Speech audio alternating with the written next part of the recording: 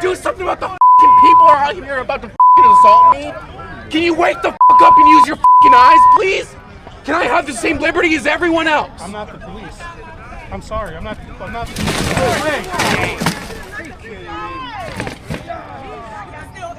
We are all willing to call you whatever gender and identity you want. Are you trans? You guys Are you experiencing oppression? Don't smile at me, bitch. What you want?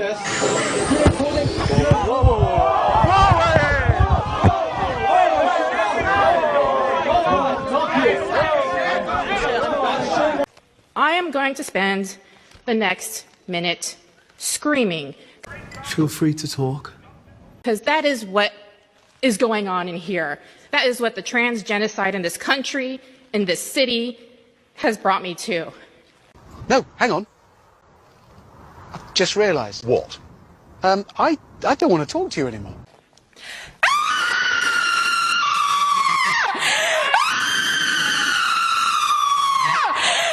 Damn! Stop it. Get some help. I had a neighbor confront me for using the women's restroom. Everyone should know that I'm a trans woman. I've always been known as Kaylee. I've always used she, her pronouns. And I'm like, is there a problem? She's like, yeah, you're using the women's restroom. You're a man. And I said, I'm a trans woman. And she's like, no, you're a man. And honestly, I just lost it. And just started screaming and swearing. I just couldn't handle it. How do you expect to have good faith conversations when you won't acknowledge that trans women are women, even though medical associations across the world will, and people who have degrees in medicine? So funny you say that, actually. There are a lot of countries across the world that are actually pulling back on transgender medications, and I think we need to have a serious conversation about how these people are being turned into patients for lives. We need to talk about how people are profiting hundreds and thousands of dollars per patient on people who are being told that if they just take some hormones and get some surgeries, that all their happiness will be back. I just want to say I'm a transgender male. What age should kids be able to get things like hormone therapy? Because I don't know what's true, what's not. Tell me, are you comfortable telling me your story? I've known that since like 3rd grade, and I'm currently 19, almost 20. I've known basically since then. I didn't start going by like a different name until 7th and 8th grade. I just don't know, like, with the whole medical stuff, like what's true, what's not, what's helpful, because I've heard so many different opinions. First of all, thank you so much for that. Yeah, of course. So I'm going to have an opinion that very few people will ever tell you, which is I want you to be very cautious putting drugs into your system in the pursuit of changing your body. Mm-hmm. I instead encourage you to work on what's going on in your brain first. I think what you need first and foremost is just a diagnosis. Mm-hmm. Just someone that is going to listen to what you've gone through, listen to what else is going on. My prayer for you, and again, very few people will say this, I actually want to see you be comfortable in how you were born. Yeah. I know that you might not feel that way, but I think that is something that you can achieve. I think that with the right team and the right people, you don't have to wage war on your body. You can learn to love your body. There's a difference between freedom or liberty and license. Liberty is the pursuit of things that allow human beings to flourish at its highest possible potential.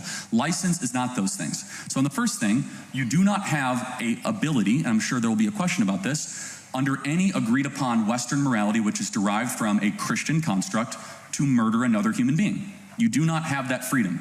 And so we believe, obviously, because we believe in very basic biology and science, that life begins at conception, and therefore that life deserves universal human rights as applied equally under our laws. As far as trans-affirming care, as far as if you want to do something over the age of 18, knock yourself out, you guys actually have been better than our country on this. You have the Cass report that our country has lost its mind, where the Cass report itself issued an opinion based on my limited but somewhat understanding of it that trans-affirming care for children is highly questionable at best.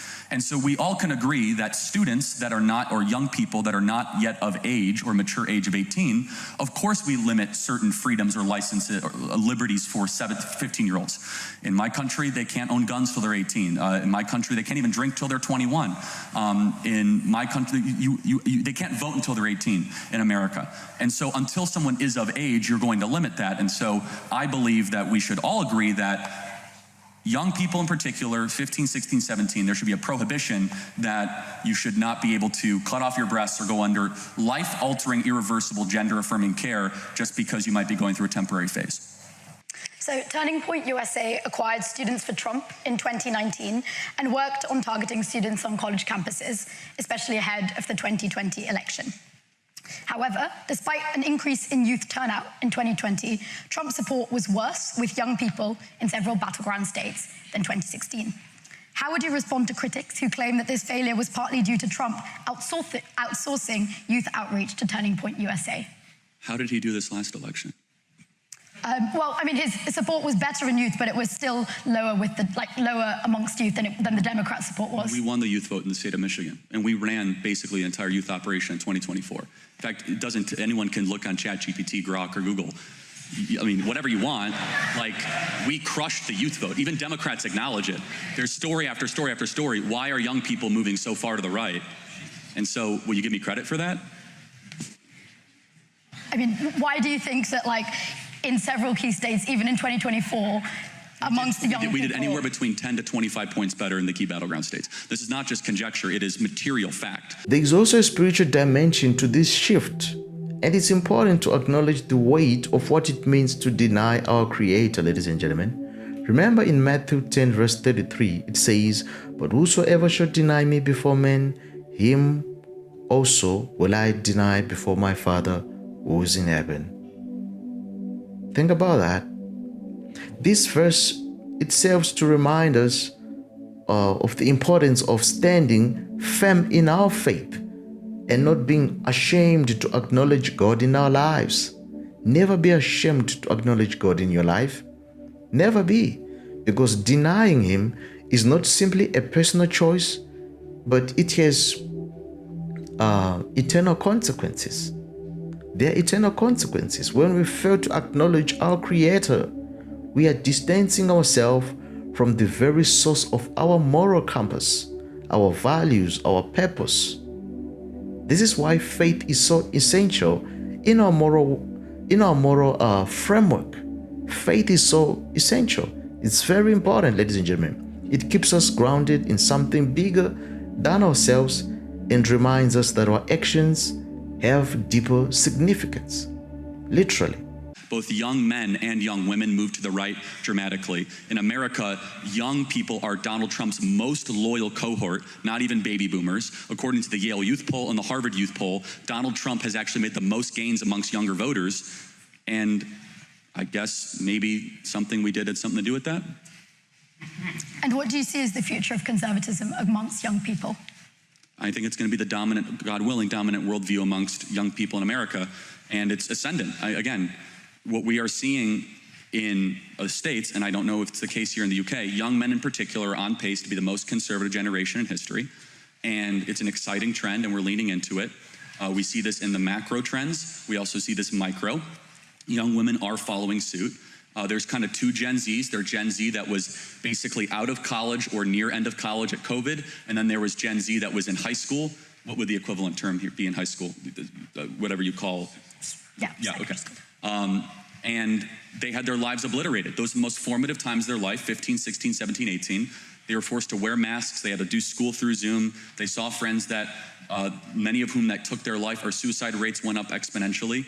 And also, on top of that, we had this insane race stuff in America during 2020, otherwise known as Floydapalooza, where we decided to burn our country because a guy drug overdosed on the streets of Minneapolis.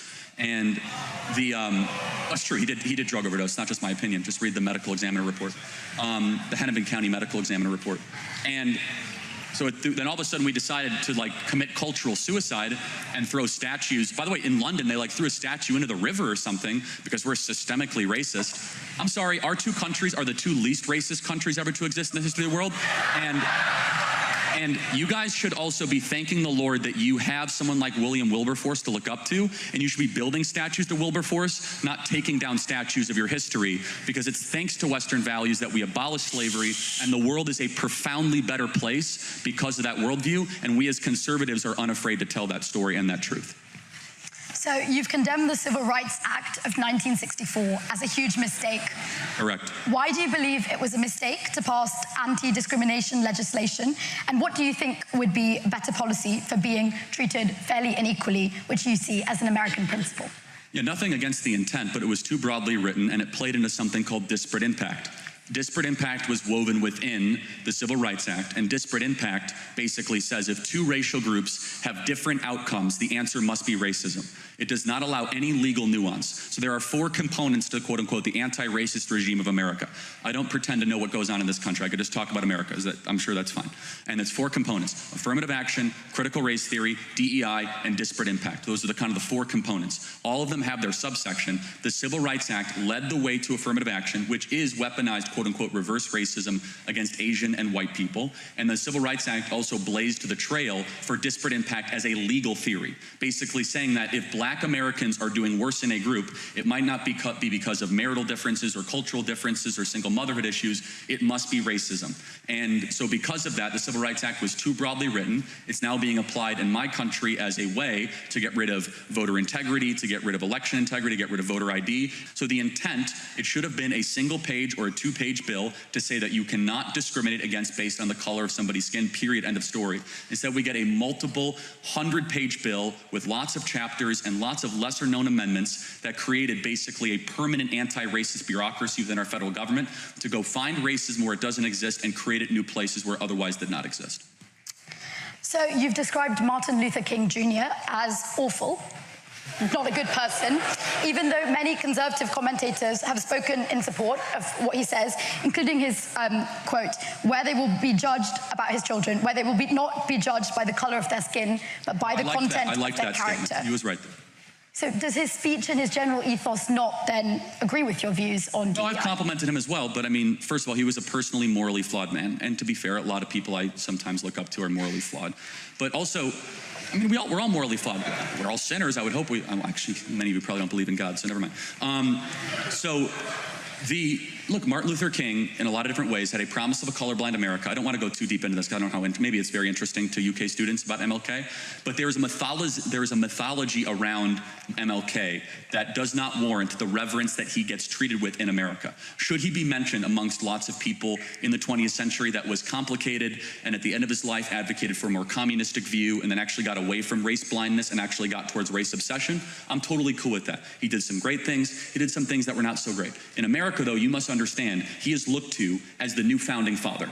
The main contention that I have with the Civil Rights Act and the Civil Rights Movement and how it ended, not how it started, is that we refounded the country fundamentally. We cast aside our founding roots and our founding documents, the US Constitution, and we decided to basically usher in the Civil Rights Act as a new anti-racist dogma, creed, and I find something fundamentally wrong with that. Our birth certificate as Americans is the Declaration, and the law of the land is tied with the US Constitution. It was not the Civil Rights Act. And so with all of that to say, we have a national holiday to MLK. We got rid of a national holiday for our first president and our founding father, George Washington. We used to call it Washington's birthday. Now we call it President's Day in our country. So that's just maybe some context to answer that question. What's particularly frustrating is that, in theory, colleges should be a place where young adults are exposed to a wide range of ideas, perspectives, and critical thinking skills.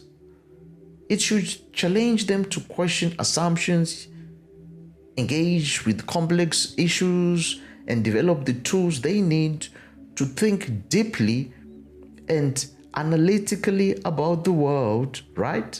But however, instead of cultivating that kind of intellectual growth, ladies and gentlemen, many students, they are being taught to accept surface level information and trendy ideologies.